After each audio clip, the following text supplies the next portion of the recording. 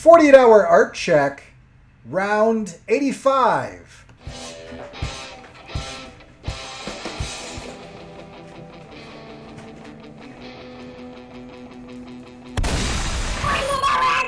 Wow. So are we actually... I can't believe we're actually at 85. All right. Whoa. Oh, it started over again. We're on a loop.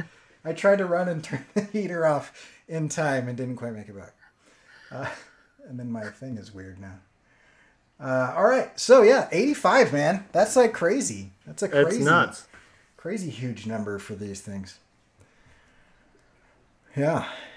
Oh, man. I can't, but we're getting up there. So I think the cool thing about that is doing 48-hour art check 48 hours and committing to it, you rack up a lot of content. Yeah, for sure. Yeah. I mean, like our podcast right now, the main thing holding us back is just uploading those MP3s. Because I mean, it's not like we haven't recorded 60 episodes that would be good. Oh, dude. So it's gonna be good. We'll get on it. Yeah, we will. If anybody wants to jump in and help us edit MP3s, let us know. We will. I'll give you a T-shirt or a poster or something. I will trade art for MP3 editing. Okay. I have to agree with that. Yeah. Yeah. No, but seriously, if you want some art, we could work something out. That'd be great. Mm-hmm. Okay. Do you want to start? Or you want me to start? I think I started last time, so you start, Cory. Okay. What did you get accomplished? I did not get as much accomplished as I intended. So this would be a failure round for me because I said I would like to get 3 hours or 3 seconds of animation done, and life hit me hard. So I got everything rigged and moving, and it became a little bit more complicated, which is my own fault. By my own design, I made it more complicated than it needed to be, but I like where it's at. I didn't meet my goal. So this is basically where I am on the animation front. Is I have all of these joints articulated and they have moving parts. That's kind of where I'm at. I think it looks pretty rad, but shame. No, I'm just kidding. Right. It actually does look good, and it looks like a lot of work. What you did get accomplished, and I mean, looking really cool. Did stuff Movement's like looking cool. Yeah, I did stuff like I'm gonna make this have a pneumatic piston, and then it kind of spiraled out of control. But it's my own deadline, so I can do that. I love it. How about you? What did you get done? So I equally missed my goal. I thought I would be done scanning my page, and I just managed to complete it. So while I feel good about completing the page, and it looks really good, and it's going to look great when I can scan it and upload it to quarterlystories.com, I didn't hit that goal. Yeah. So I'm like 1 day behind where I should have been. But it's one of those days. It's funny, we both fell short, but at the same time, I'd say we both made progress. So, and that's the whole point of this thing. Yeah, and I mean, progress is better than not progress. I don't feel bad about it, but I do think it's realistic to say I set a goal, I didn't meet that goal, but I did make progress. Yeah. So I'm closer. Agreed. Yeah. So probably we have some things to say about challenges. My challenge is just, it's the end of the semester and there's a bunch of stuff. Like tonight I had scheduled, and the reason I didn't meet my thing was I was planning to get in 2 or 3 hours before the art check. And then I had completely forgotten that I was planning on attending this student film festival or film showing or whatever. These short films that these students work on for a semester. And so that kind of blew the evening, and then just, basic end of the semester stuff. I've got a thing tomorrow night, and then there's another thing Friday. And so it's just like my evenings get eaten up at the end of the semester, and so it gets a little rough. Yeah. Yeah. How about you for challenges?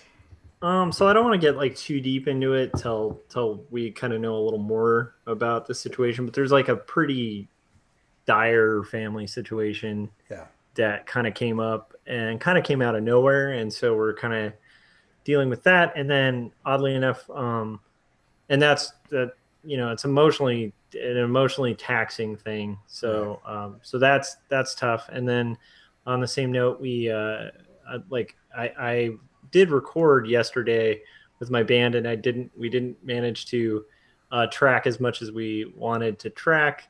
So just fighting like kind of discouragement, weirdly enough, because I'm getting stuff done, but it's just not as much as I'm anticipating getting done. And Right. I want to get back to that like momentum that we talked about a couple days ago where you're actually knocking things out. And it's funny that we both talked about this because we're now pedaling up the hill again. Exactly. So and we knew that was going to happen. So anyway. No, it's hilarious. The more you do this, the more you can really envision this, the pitfalls that will come, Yeah. Hey, Abe. Abe is in the chats. Hey. Welcome. Yeah. Yeah, it is. Yeah, it's interesting because I don't think I'm at the level of discouragement, and I definitely don't have anything to the level of emotional challenge that you've got right now. Yeah. But I've ridden out. I'm on the plateau of the end of that whole momentum thing, and so it's going to be uphill here in a minute, I think, and hopefully it won't be too big of a hill. But yeah. Oh, the talking thing started. So as far as plans for me, I'd like to get that 3 seconds done, and I'm going to be more specific. I will rig up this robot arm so that it's one arm, and then I will get it moving and gripping the floor, which should be about 2 or 3 seconds, and it's actually kind of complicated from what I'm doing. But why is that stuck? There we go. There's my 30 seconds. Holy cow! Dude, everything is wrong here. I really want to be able to just kind of watch those little robot arms longer because it's just so cool. I'll just bring them up for you again.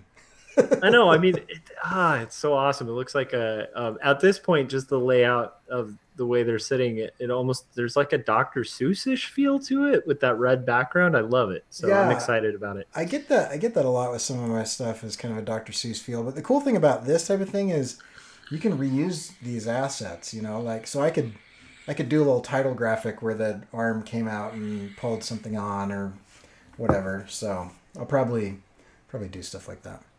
Awesome. Yeah. How about plans for you? Oh, I just noticed Chris McQuinlan is in the chats, and hey, I just got my copy. Dude, I need to get that. I haven't bought one yet. It's so good. It's so good. And like, if you guys haven't checked it out, check out Monkey Junk. It's really good. Ran a Kickstarter, pretty good, and there's a lot of cool stuff like bookmarks and other stuff that I'm excited about. But anyhow, Chris, thank you for sending that. So my plans: finish the page, thumbnail the next page, and yeah, I mean that's pretty much it. And then hopefully get through to Christmas break. Yeah, which I'm really eager for at this point. It always feels like just like too much before you can get that like nice little chunk of vacation. So yeah, for sure. All right, so if you guys are watching this and haven't shared it, give it a share. If you're watching this and you haven't subscribed yet, welcome. I don't know how you found us, but welcome. So subscribe. If you hit that little like button, that helps with the analytics as well. And then I also have a new butterfly that comes on to remind you to ring the little bell so you get notified. All right, so for a topic, wait, I've got to do the podcast intro first, and then we'll do the topic. Yes. Okay. 48-hour art check, best of podcast. I used to be able to do this really well. One more time. 48-hour art check, best of podcast. We go live Monday, Wednesday, Friday, 9 p.m. California time. And if you'd like to join us in the chats on YouTube, you can check that out at corykerr.com/48hr. Today's episode, we are talking about material value versus perceived value.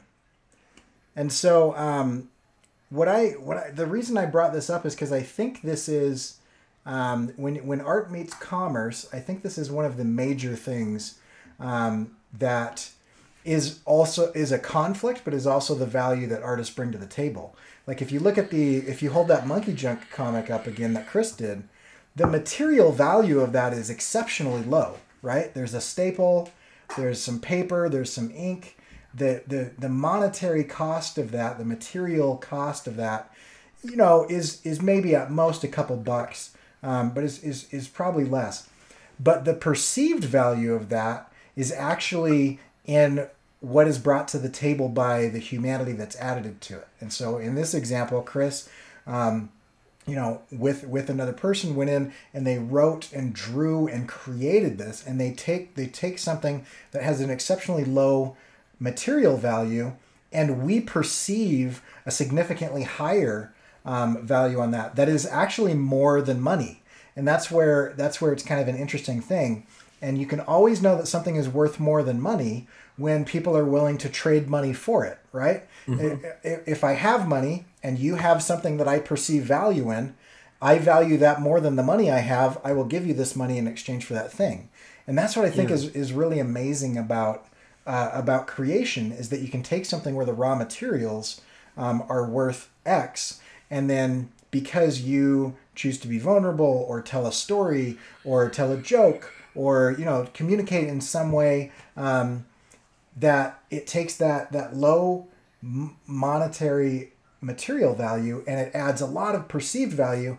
And I think that's because, and there's probably a number of reasons, it helps other people connect with the people. And I think as social creatures, as people who feel empathy, as people who want to be entertained, as people who are seeking kind of connection and emotion and experience, that things are worth more than the paper that they're printed on because of the perceived value. And so the idea, and I'm not sure where I'm going with this, but the idea that I wanted to talk about is maybe like, what is it that you can do in your work to make sure that you are adding a higher amount of perceived value versus, you know, like, here is a chunk of gold, you know, the material value of this gold unformed, you know, is pretty high because, you know, people, you know, have material value placement on that. Whereas, you know, paper or canvas or pixels on a screen or whatever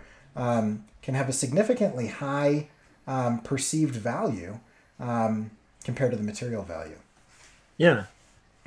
Yeah, I can see that a lot. I mean, it's interesting because I'm tempted to get into the whole, is there really material value kind of conversation? Because if you know, just, and this is, I think, valuable for artists, but if you really consider things that, you know, your kind of standard business guy, like Wall Street type, is going to tell you has value, you know, a lot of it is actually very much based on perceived value. You know, like they value a pamphlet from a bank that basically says, like, this has value. And it only has value because everybody agrees it has value. So in a weird way, and gold works in the same way, it's a limited resource, but as a metal, there are only so many components to it that are really helpful. Like, outside of, I mean, you can use it, but it's not as usable as, like, steel. It's not as usable as a lot of metals that, you know, construct buildings around us and, like, have a real, like, functional value. It conducts electricity well, and it doesn't rust. Exactly. Yeah. So that's about it. Those values are great for, like, plating. There's a lot of value to it. But what's interesting is, like, the heightened value of it is partially due to, and this is going to tie in to the perceived value thing, but it's tying into rarity, like, or scarcity. And then outside of that, like, just the fact that the general community has agreed that that's a thing that we trade with, you know, that has value. So scarcity, and then a community agreeing that there's value in it. So this is where I'll tie it in with art. I think that artists can basically create a perceived value that comes very close to a material value by basically the scarcity of what they're putting out, meaning you could play that up by doing, like, limited runs or signed and numbered print. So it's like a false scarcity.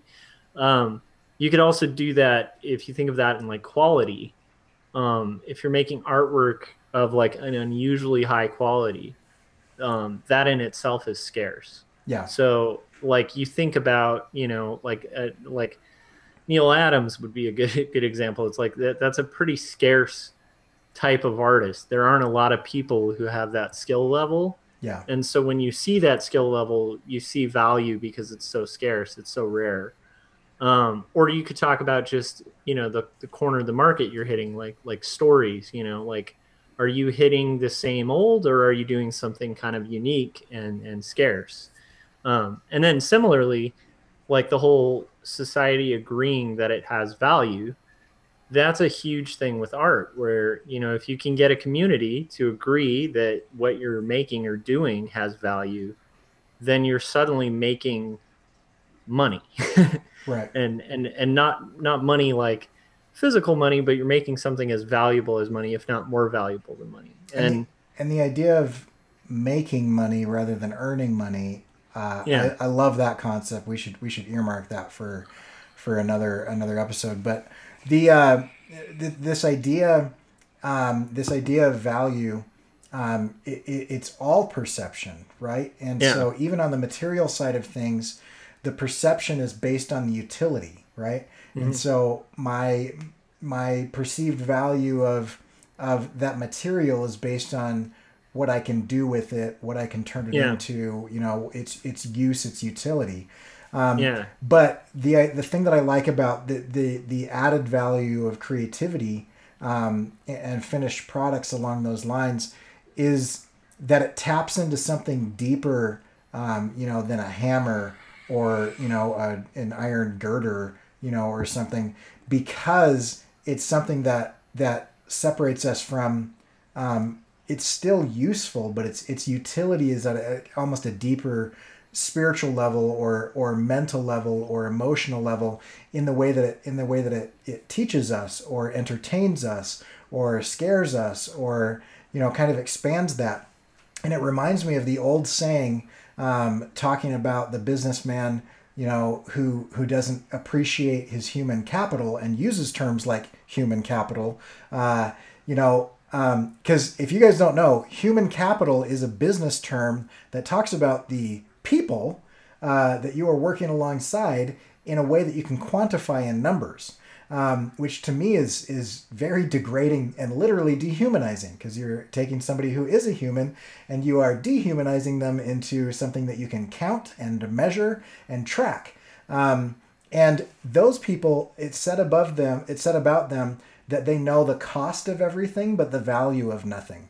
And I think yeah, it's really interesting to differentiate between the cost of something and the value of something, because the value of something can be very little. And it reminds me of the story, where there's this kid who has a coin collection and somebody's looking at it. And I saw this on a TV show or a movie or something. I can't remember what it is. Maybe somebody in the chats can remember. But he was going through it, and they were all like, "These are worthless. These are just common coins." And he was like, "Oh no, this is the change I got when my dad took me to this baseball game and bought me a hot dog. And this 7 cents came from this time." And each one of those very common, not costly, totally not rare coins to this kid represented these experiences. And so they had a huge yeah, amount of value, but their cost was just exactly what they were. It was 7 cents or 25 cents or 10 cents or for whatever. sure.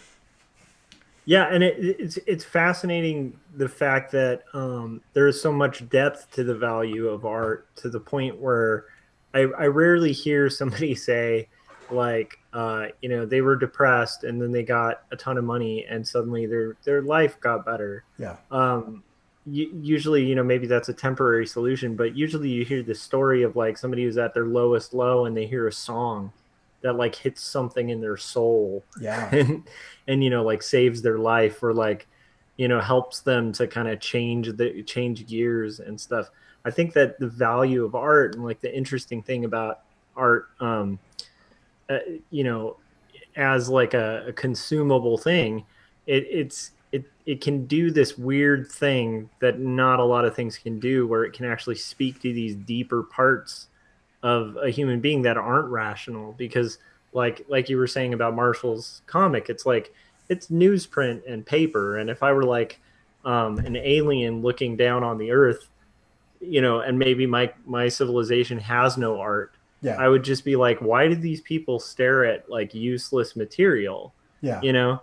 But then but it's so useful and it's so valuable, and there's this beautiful artwork on it, which is like by all means just like decorative, but it's these decorations that are telling a story. And the fact that like to me, anyhow, we should get into this at a further time, but I feel like to me that's really interesting, like just the idea of cognitive language, like the idea of language in itself, like these little symbols that are just symbols, but they have so much meaning because of what they communicate. And yet, like once again, it's not really quantifiable. Yeah. um and like, so anyhow, we should do a whole other 48-hour art check on semiotics. That would be Yeah. a really good one. Yeah. That'd be super interesting. Yeah. So we do have to say at this point, we've had probably a couple months where we've been creeping to the point where we do an hour-long show 3 times a week, on top of everything that we're trying to produce, and it's starting to take a toll. So we're recommitting to go back to our timer, which has already expired.